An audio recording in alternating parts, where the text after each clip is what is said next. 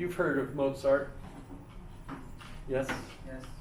One time I was in Salzburg, his house was closed, so I couldn't go in. That was the one time the museum was there. But his music is considered to be intuitive, logical. How did he do it? So you play music to your children, and that's supposed to help them so that when they are born, they're already logical and musical, etc. And it does seem to have an impact, by the way. It's almost measurable as far as I understand it. You can do that kind of thing for the baby.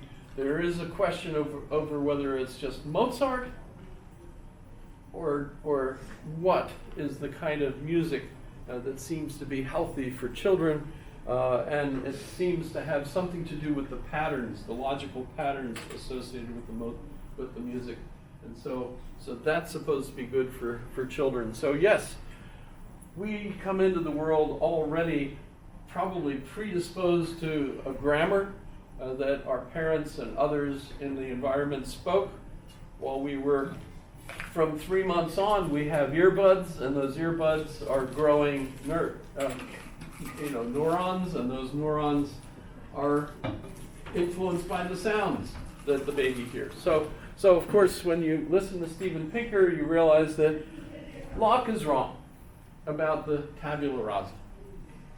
But for Locke, following Thomas Hobbes, all of the information going into our brain has to come from motions through our senses, but what are coming into our brain is not in any way the characteristics of the thing in itself.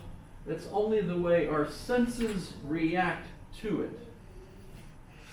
And so from an empiricist, a British empiricist point of view, we cannot actually know the characteristics of things in themselves.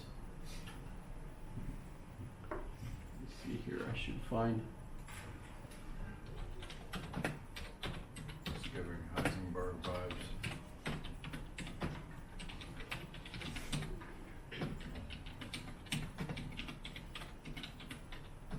Relativism.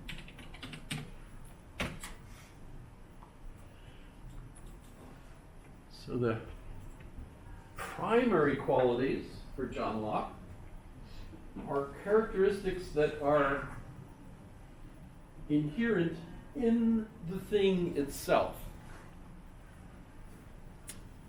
And the secondary qualities are how it affects us.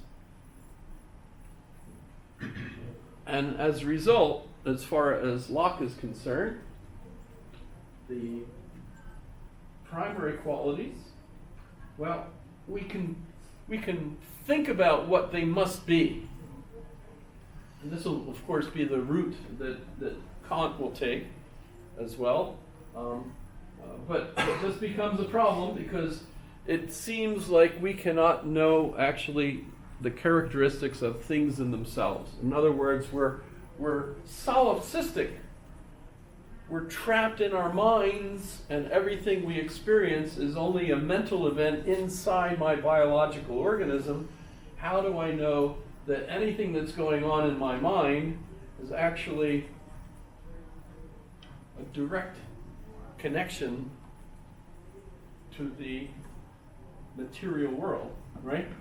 How can we do that? And that, as Brandon pointed out, I just don't believe it. That's one reaction to that. Yeah, well, I'm seeing the table. I'm seeing the people that I'm talking to. I'm holding, I can feel the coolness of the cup because of the cold water in the cup. Yes, I'm not drinking bourbon. I always drink water.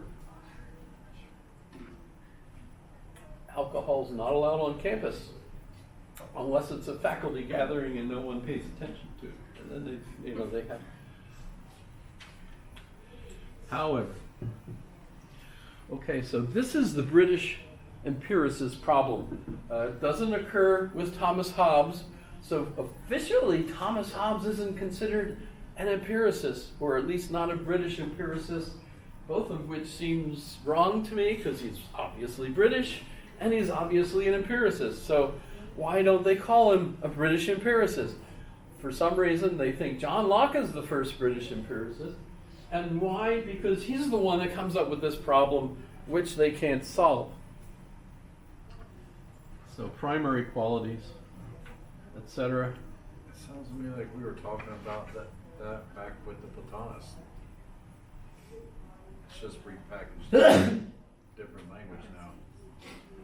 Never mind. Yeah. Sorry. No, I think you're right. Detract. I think, yeah,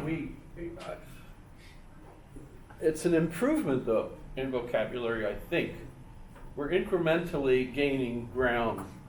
I mean, that's part of my narrative, so I hope so. Right? But solidity, so when I'm playing football and I've got, the pigskin, in my hands and somebody tackles me in the mud, which I remember once on a Villanova football field where we were it was just a bunch of us playing, I wasn't going to Villanova or anything, but I remember landing in the mud, and I remember the football being smushed in my face and how it tasted, and it smells like pigskin, and the mud is muddy, and and there's resistance. The football is in between my hands, so that I can't put my hands together because there's something there, right, that I can't ignore, right? It won't go away. As Peter Berger talks about, the reality of everyday life, the things that are real are things that you can't make them go away just by wishing that they weren't there, right? They're going to resist that kind of thing. But nonetheless, it's inseparable from an object and exists independently of any observer. Solidity, extension, the size, the length, the width, the depth. Would we say mass? He doesn't say that. Sir Isaac Newton will give us mass, right? Motion or rest, number, how many of them are there? But secondary qualities, these are the things that are reaction of our sensations and are mind dependent. And so, of course, color, taste. The taste of the orange is unique to us. It's not a characteristic of the orange. The orange doesn't have a taste except the way it tastes to us. How sweet or sour it is. The smell, the sound. So, these secondary qualities are specific to our sensory characteristics, our senses, not the characteristics of the thing. And as a result, when I ask that quiz question or the test question, what do you know for sure? Do you know the taste of the coffee? For sure. It's how it tastes to you, but now we have this new term that separates the characteristics of the coffee from the taste that it has to us, right? Some people like a particular thing. Others, when I get up in the morning, I put my instant coffee in my hot water, fresh out of the microwave, bing, right?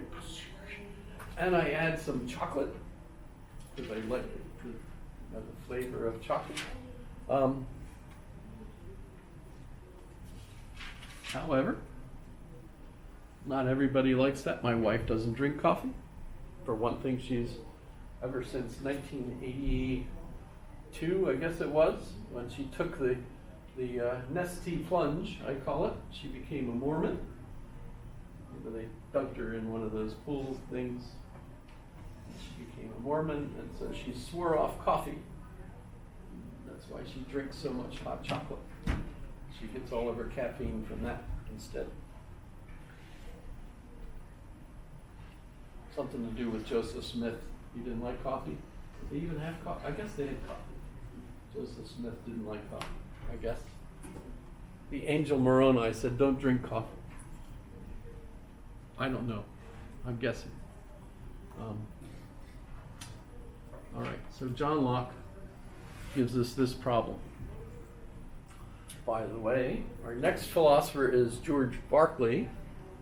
Let me make sure I'm on track there. Right.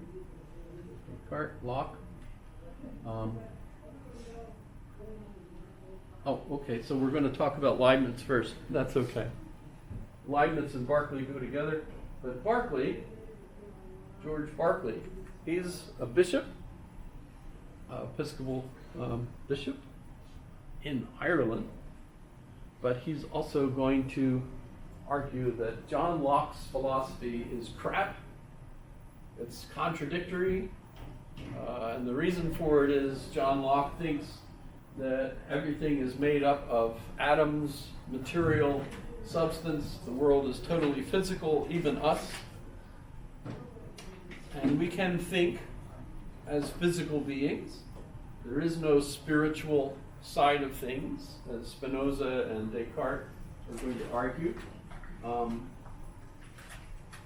But everything is totally made up of these atoms, or as Berkeley and Leibniz will say, monads. A monad is like a Latin version of atom. Atom, remember, is Greek, but monad means a one thing. The smallest things are monads. And monads are totally physical for John Locke, but both Berkeley and Leibniz will argue that they're actually spiritual beings. And the problem with Locke is if they're physical things, how can we know them with our minds? We can't. According to John Locke, there's no way for us to actually know the thing in itself, the characteristics of the thing in itself. So on the one hand, Locke is saying that everything is made up of all this stuff that we can't know anything about. And as a result, this is a contradiction. It's only going to lead people to skepticism, or we might also say, what's the word you just used? Relativity, right? You know, everybody has their own opinion. No one can prove otherwise, right? But at the same time, we know stuff. We know that they're there. How can you know that they're there? It's a contradiction. And as a result, people are going to be skeptical, depressed. They're going to stop believing in God. You don't need God anymore because everything, even if you believe God created everything, the prime mover, right? Once everything was set in motion, it's totally deterministic. Everything will happen. There's no such thing as free will, etc. And as a result, why pray to God?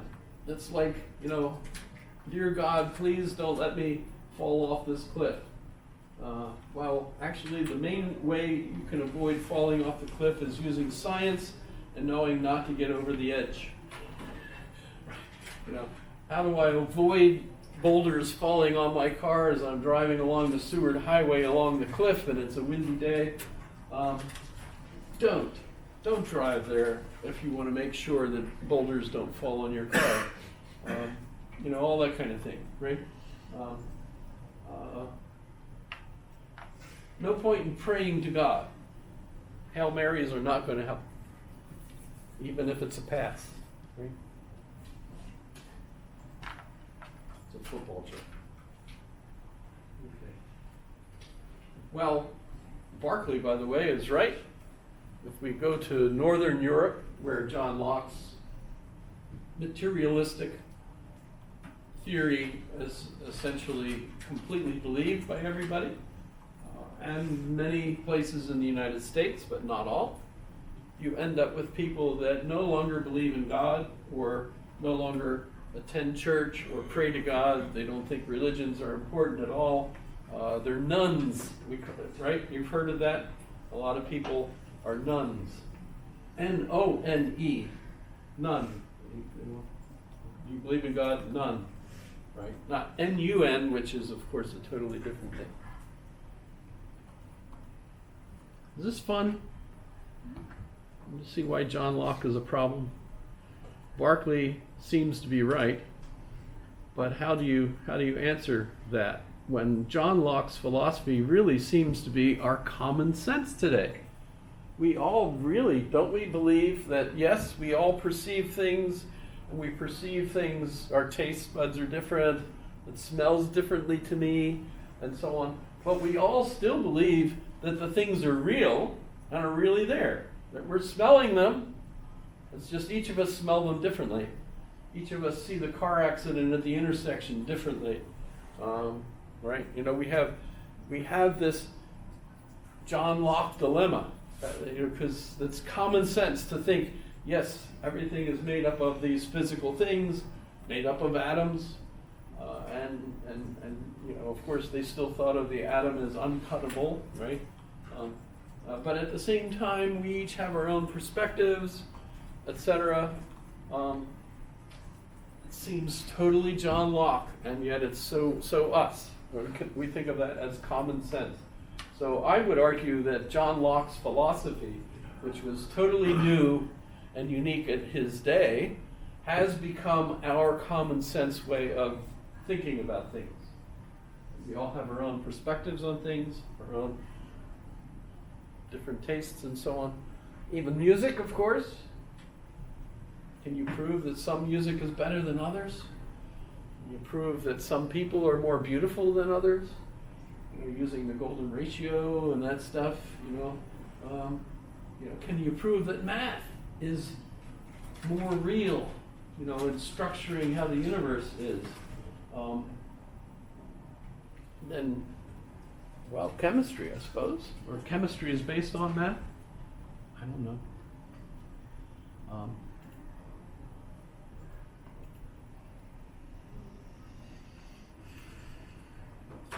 So John Locke gives us this problem of empiricism, but he also is going to give us a new social contract theory, which is also absolutely important for us. In fact, usually people will argue that's the most important thing that John Locke bequeathed to us, and that's because when we look at the United States and the founders, John Locke was one of the ones that everybody was reading. So Locke argued that individuals in the state of nature have natural rights to life, liberty, and property, protected by a social contract. Now let's face it, when you're born, no one says, here, sign here. Or take your footprint and go, now you've agreed to this social contract. We have these inalienable rights. Well, I mean, I think they do that, actually. They do? Did you sign the contract? That's kind of interesting. President Trump has been arguing against the idea of citizenship based on being born in the country. I think the very act of being born is signing the contract. So you're going to agree that everyone, all humans, have these inalienable rights. I would like to point out that the whole idea of a social contract is invented by these guys at this point in history, and prior to that, no one believed them, and in fact, still today, most people do not believe in them. I don't argue for inalienable rights. I just think whatever social ethnography, I guess, you come up in, like, you sign. Like, that's what you get. You're when one you of die. us. You're one of us, whether you like it or not. I remember years ago, a women's group were thrilled to have their annual conference in Beijing. And they were all thrilled because, we're going to have an impact on women in China. So we're going to go to China and we're going to have this conference talking about women's liberation and women's rights and everything. And they did, and they went, and they were infuriated because the Chinese had very strict rules about where they could go. Everywhere they did go, they had to go with a guide, and the guide was very strict about it. So the impact of all of these women, American women, discussing women's rights in China had no impact whatsoever on the women in China, which they had hoped that would happen. That would really, begin women's rights movement in China. But what they ended up finding was that most women in China thought, what are you talking about? There's no such thing as rights. And that's a perfect example of, we grow up in a society where we think that God has given all humans these inalienable rights. Why? Because people like Thomas Jefferson read John Locke, and John Locke convinced him to think that way. So it's pretty clear we have social contract philosophers that come up with this idea of the government is legitimate based on we, the people, who agree to this contract. And in the contract, we give one another these rights. You imagine King George reacting to the Declaration of Independence? What are they talking about? I'm the king. Right? There's no such thing as everybody getting all these rights, as far as the king was concerned.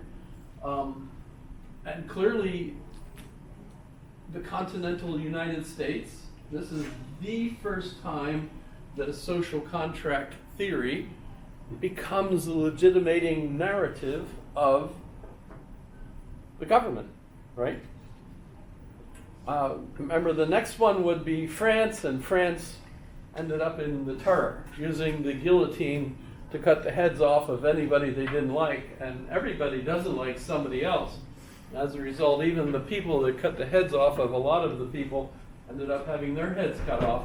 Robespierre, for example, he ended up having the guillotine cut his own head off after a while, right? And so that contract didn't work. And one of the things that's pretty clear for us is that over time, right at the very beginning, when we go to Thomas Jefferson, what's the thing that so many people don't like him? He owned slaves. He had his own slaves, and in fact, the one slave that he inherited from his uncle, the bless you, was Sally Hemings. Right? Is this news to anyone? You've all heard this, hopefully. Thomas Jefferson, his uncle died, and his uncle had a bunch of slaves and property, and he inherited it, including Sally. And Sally was a slave, but clearly his uncle's daughter. So she was a cousin of him. And he now owns this slave named Sally. And in fact, he liked her a lot. And when he went to France as a diplomat for the government, he took her with him. And during the time that they were in France together, she grew up and began having children, which were his slaves as well, because she's a slave, and so her children are slaves, and very clearly looked a lot more like Jefferson than they said Jefferson's children by his own official wife looked. She had died, actually, right? By the way, in recent times, the family, both the people who were from Sally Hemings and the official children of Thomas Jefferson have had picnics together, 200 some people. There's way more children from Sally Hemings than there are of Jefferson, but the DNA tests have been verified that they're, if they're not specifically Thomas's children or relations, they're close enough because, of course, they were the uncles, right? So basically, yeah, it looks like this whole bunch of people are all, Thomas Jefferson's progeny in one way or the other.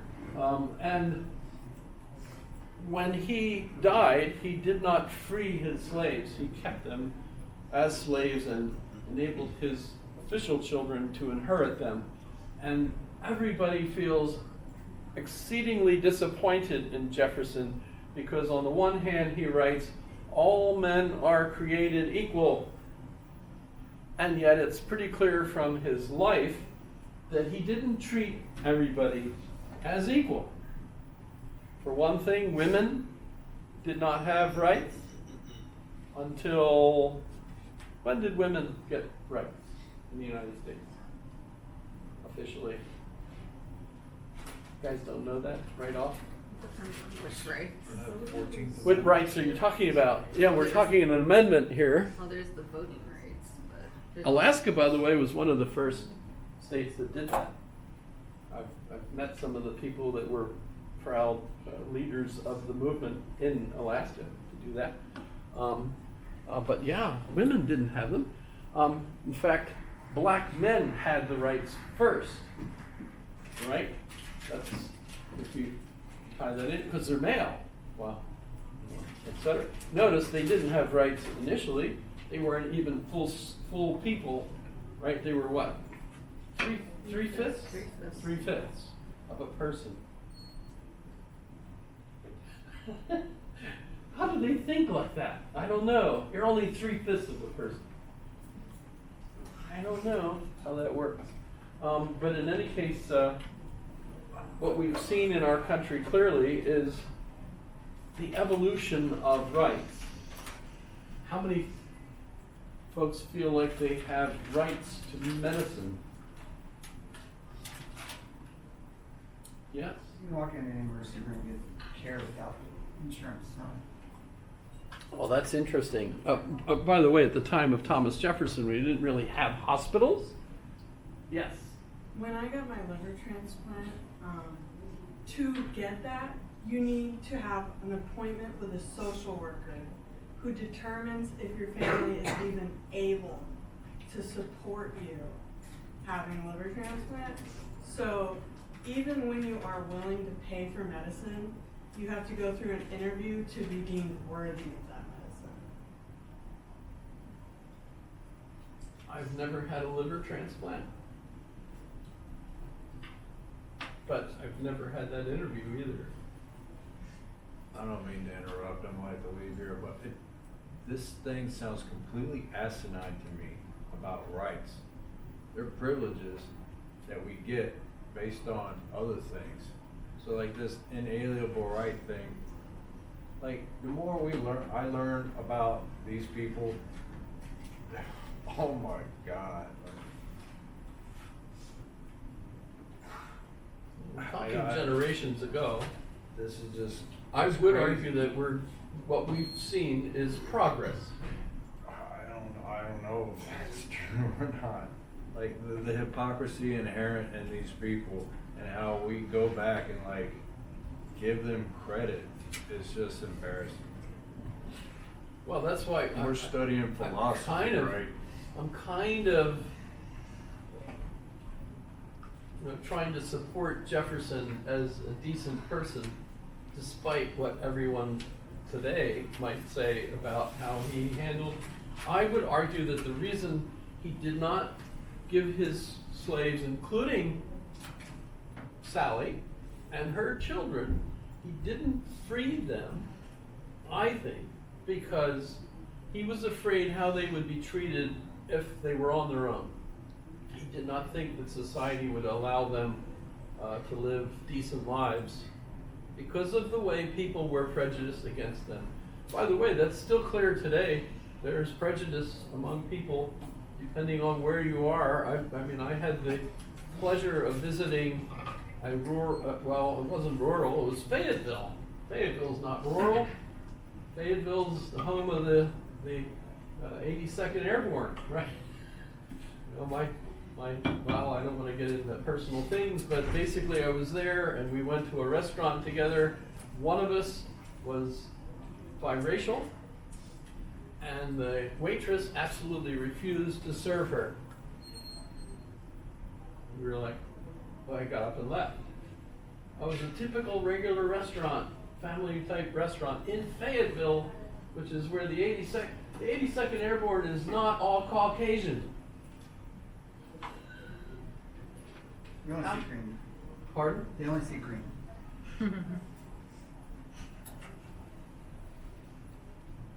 So there are people that are prejudiced against other people today. I don't think I have to argue that. We all know it. It seems like it's quite